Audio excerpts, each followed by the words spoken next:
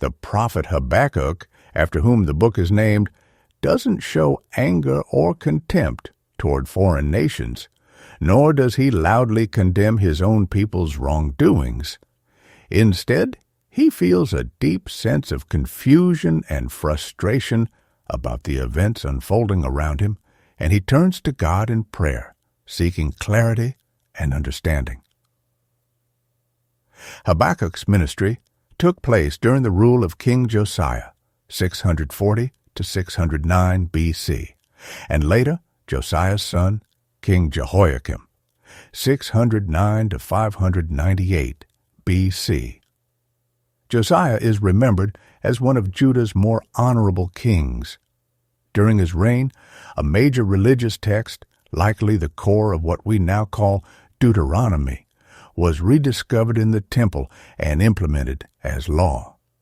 Despite Josiah's efforts to do good, he was killed in battle at Megiddo, where he had gone to stop the Egyptian army from advancing through Judah. After Josiah's death, his son Jehoahaz was taken captive to Egypt, and another son, Jehoiakim, was put on the throne under the condition that he pledged loyalty to the Egyptians. Later, when Babylon defeated Egypt at Carchemish, Jehoiakim switched his allegiance, promising loyalty to Babylon instead. However, Jehoiakim's rule was far from virtuous.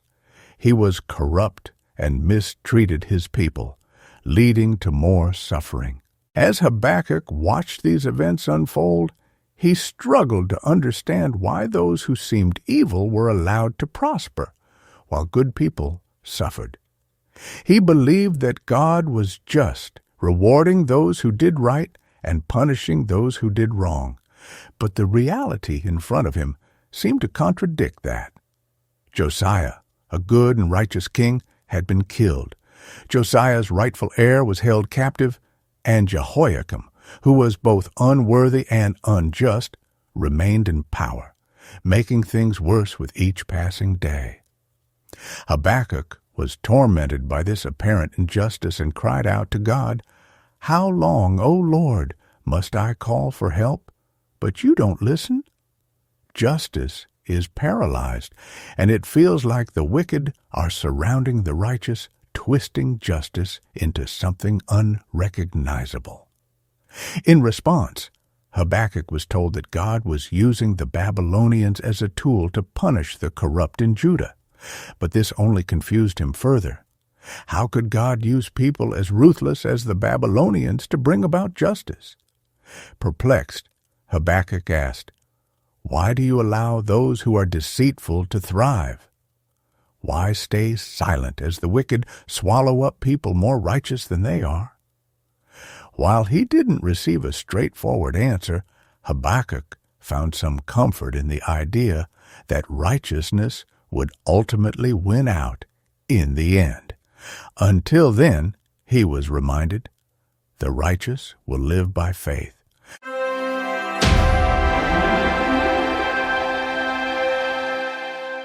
Chapter 1. This is the message that the prophet Habakkuk received in a vision. How long, O Lord, must I call for help, but you do not listen? Violence is everywhere, I cry, but you don't come to save me. Must I forever see these evil deeds? Why must I watch all this misery? Wherever I look, I see destruction and violence. I am surrounded by people who love to argue and fight. The law has become paralyzed, and the courts have no justice. The wicked far outnumber the righteous, so that justice has become perverted. The Lord replied, Look around at the nations, look and be amazed. I am doing something on your day, something you wouldn't believe even if someone told you about it. I am raising the Babylonians, a cruel and violent people. They will march across the world and conquer other lands. They are notorious for their cruelty and do whatever they like. Their horses are swifter than cheetahs and fiercer than wolves at dusk. Their charioteers charge from far away. Like eagles, they swoop down to devour their prey. On they come, all bent on violence. Their hordes advance like a desert wind, sweeping captives ahead of them like sand. They scoff at kings and princes and scorn all their fortresses. They simply pile ramps of earth against their walls and capture them. They sweep past like the wind and are gone. But they are deeply guilty, for their strength is their God. O Lord, my God, my Holy One, you who are eternal, surely you do not plan to wipe us out? O Lord, our rock, you have sent these Babylonians to correct us, to punish us for our many sins. But you are pure and cannot stand the sight of evil. Will you wink at their treachery? Should you be silent while the wicked swallow up people more righteous than they?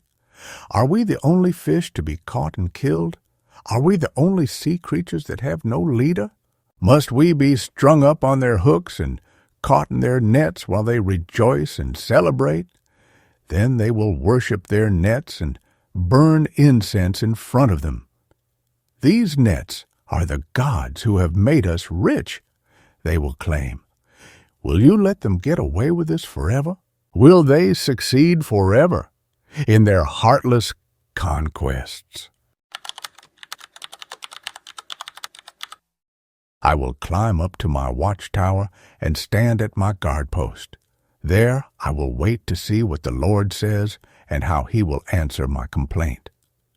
Then the Lord said to me, "Write my answer plainly on tablets, so a runner can convey the correct message to others." This vision is for a future time.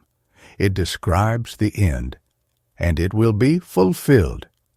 If it seems slow in coming, wait patiently, for it will surely take place. It will not be delayed. Look at the proud. They trust in themselves, and their lives are crooked, but the righteous will live by their faithfulness to God. Wealth is treacherous, and the arrogant are never at rest. They open their mouths as wide as the grave, and like death, they are never satisfied. In their greed, they have gathered up many nations and swallowed many peoples. But soon their captives will taunt them. They will mock them, saying, "What sorrow awaits you, thieves? Now you will get what you deserve. You've become rich by extortion. But how much longer can this go on?" Suddenly, your debtors will take action. They will turn on you and take all you have, while you stand trembling and helpless.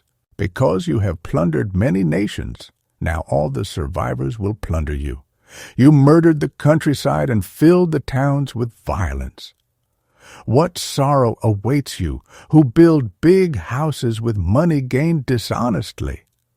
You believe your wealth will buy security, put in your family's nest beyond the reach of danger, but by the murders you committed, you have shamed your name and forfeited your lives. The very stones in the walls cry out against you, and the beams in the ceilings echo the complaint. What sorrow awaits you who build cities with money gained through murder and corruption? Has not the Lord of heaven's armies promised that the wealth of nations will turn to ashes? They work so hard, but all in vain. For as the waters fill the sea, the earth will be filled with an awareness of the glory of the Lord. What sorrow awaits you who make your neighbors drunk? You force your cup on them so you can gloat over their shameful nakedness. But soon it will be your turn to be disgraced. Come, drink and be exposed. Drink from the cup of the Lord's judgment, and all your glory will be turned to shame. You cut down the forests of Lebanon. Now you will be cut down. You destroyed the wild animals, so now their terror will be yours. You murdered the countryside and filled the towns with violence. What good is an idol carved by man, or a cast image that deceives you? How foolish to trust in your creation, a God that can't even talk. What sorrow awaits you who say to wooden idols, "Wake up and save us." To speechless stone images you say, "Rise and teach us." Can an idol tell you what to do? They may be overlaid with gold and silver, but they are lifeless inside. But the Lord is in his holy temple. Let all the earth be silent before him. This prayer was sung by the prophet Habakkuk. I have heard all about you, Lord. I am filled with awe by your amazing works. In this time of our deep need, help us again as you did in years gone by. And in your anger, remember your mercy. I see God moving across the deserts from Edom, the Holy One coming from Mount Paran. His brilliant splendor fills the heavens, and the earth is filled with his praise. His coming is as brilliant as the sunrise. Rays of light flash from his hands, where his awesome power is hidden. Pestilence marches before him. Plague follows close behind. When he stops, the earth shakes. When he looks, the nations tremble. He shatters the everlasting mountains and levels the eternal hills. He is the Eternal One. I see the people of Cushan in distress and the nation of Midian trembling in terror. Was it in anger, Lord, that you struck the rivers and parted the sea? Were you displeased with them? No, you were sending your chariots of salvation. You brandished your bow and your quiver of arrows. You split open the earth with flowing rivers. The mountains watched and trembled. Onward swept the raging waters. The mighty deep cried out, lifting its hands in submission. The sun and moon stood still in the sky as your brilliant arrows flew and your glittering spear flashed. You marched across the land in anger and trampled the nations in your fury. You went out to rescue your chosen people, to save your anointed ones. You crushed the heads of the wicked and stripped their bones from head to toe. With his weapons, you destroyed the chief of those who rushed out like a whirlwind, thinking Israel would be easy prey.